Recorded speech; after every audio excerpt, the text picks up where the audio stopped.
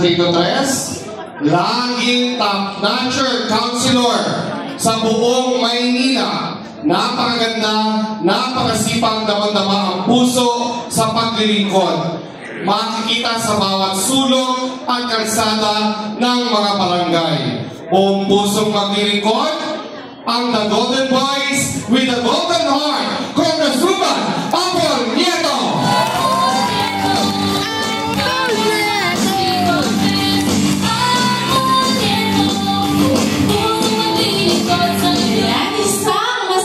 Masayang hapon sa inyong lahat. Ay, parang tahimik. Parang tahimik. O, isa muna tayo mga mami and daddies na hep hep! Ay, nagising na. Lalo mamaya, magigising kayo mamaya. I love you more. Ayan. Kamusta po ang ating mga mommies and daddies? Masaya po ba? Dahil alam nyo kami, masaya dahil nakasama po namin kayo ngayong hapon na ito. Kahit anong oras naman, stress na yata, kahit siesta tayo, magkakasama tayo. Tama ba? Masaya?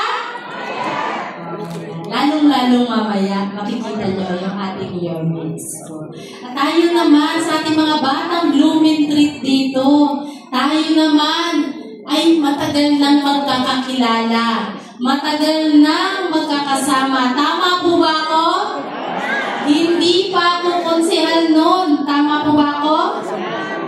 Nagkakausap na tayo. Napupuntahan ko na kayo sa inyong mga bahay. At ngayon nga po, yung tumakbo po ako bilang konsehal. 2 term po yun. Hindi niyo ako pinabayaan. Lagi niyong binibigay sa akin yung hinihiling ko sa inyo na pagmamahal at suporta. Lagi niyo yung binibigay. Hindi niyo ako pinababayaan. Kaya maraming salamat po sa inyong lahat.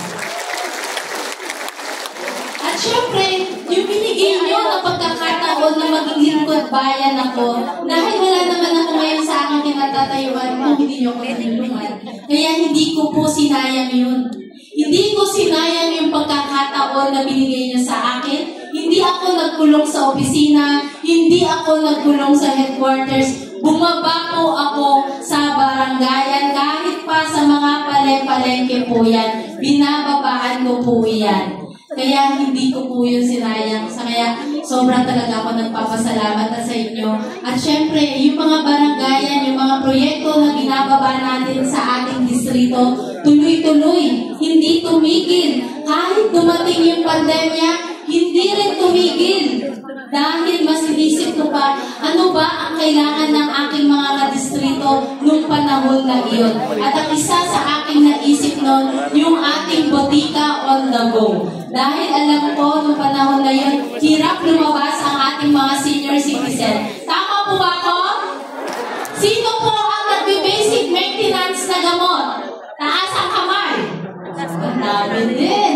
Alam niyo po, binibigay lang natin na libre ang losartan, ang Lodapine, Metformin, Simvastatin, si Vitamin B complex, manatanggap na si Mami. At alam niyo po, yes, di ba Mami? 4 na taon na po natin itong ginagawa at monthly po natin itong dinadala sa bawat tahanan po. May kakatok sa inyong pintuan at magdi-deliver ng inyong basic maintenance na gamot. Kaya hindi nyo na kailangan problemahin ang inyong mga gamot. At yung pambibili nyo ng gamot, mga mommies and daddies ko, panigurado, may ilalaan nyo na lang yun sa ibang bagay. Tama po ba ako?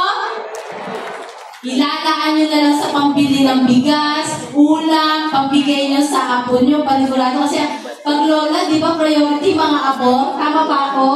Di ba ipan-Jollibee na na? Kaya ito yung isa sa aking layunin na hindi na kayo pagbigyan ng alalahanin pagdating sa inyong maintenance na gamot. Ito pong mga proyekto na ito ay hindi natin matitigil. At yun nga po sa ating mga mommies and daddies, nandito po ako ngayon sa inyong harapan. Sabi ko nga po kanina, 2 termino na konsehan. Ngayon po, meron akong ibabalita sa inyo. Naririnig po ba ako sa likod? Kasi may dadalhin akong chismis sa inyo. Alam niyo po ba na ako po ang napili ni Yorme Isko Moreno na maging katuwang dito sa ating distrito? Tatakbo po ako bilang congresswoman po ng ating distrito. Proud ba kayo mga kadistrito ko yung 2 termino na tinulungan nyo? Ngayon, napili ni Yorme. Tama ba ako? Napili ni Yorme dahil alam nyo, panigurado, may nakita sa atin si Yorme. Tama ba ako? May nakita si Yorme, si Apo Nieto, meron pang kayang gawin. Si Apo Nieto, meron mga programang ibibigay sa kanyang mga kadistrito. Tama po. Tama po. Dahil marami pa akong gustong gawin sa ating distrito. Napalawak po yun sa 2 termino yung mga proyekto natin. Panigurado, pag binigyan nyo ko ng pagkakataon na maging congresswoman, pag niluklok nyo ko sa kongreso, ang bawat isa po sa inyo, ako ang magiging boses nyo sa kongreso dahil ipaglalaban ko ang inyong karapatan, ipaglalaban ko ang inyong pangangailangan. Ako po ay nandito sa inyong harapan para po medyo malapit-lapit po dito. Tama po ba?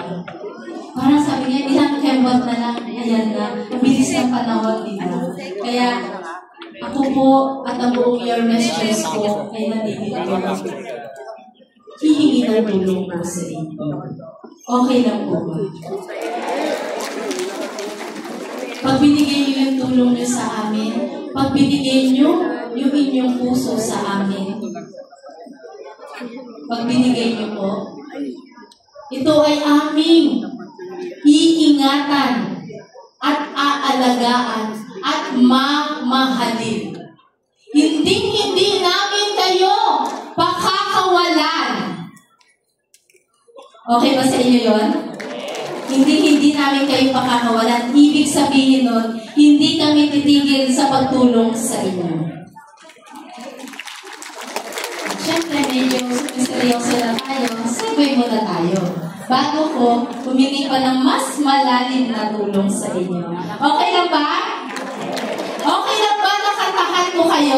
Kasi medyo parang inaantok na naman yung mga mamis and daddies natin eh. Ay, tol, di mo na kailangan sabihin ang sample dahil sasample lang ko kayong lahat. Okay lang ba? Okay lang? Hindi ba mo? Madali, inisip ko kung sino sasanib sa akin ngayon. Sino kaya? Si Regine Velasquez o si Sarah Geronimo? Natatawa na ako minsan sa sarili ko. Pero dahil syempre gusto ko maging masaya tayong lahat. At gusto ko rin kayong mapasaya. At sana magustuhan niyo po yung aking hinandang form.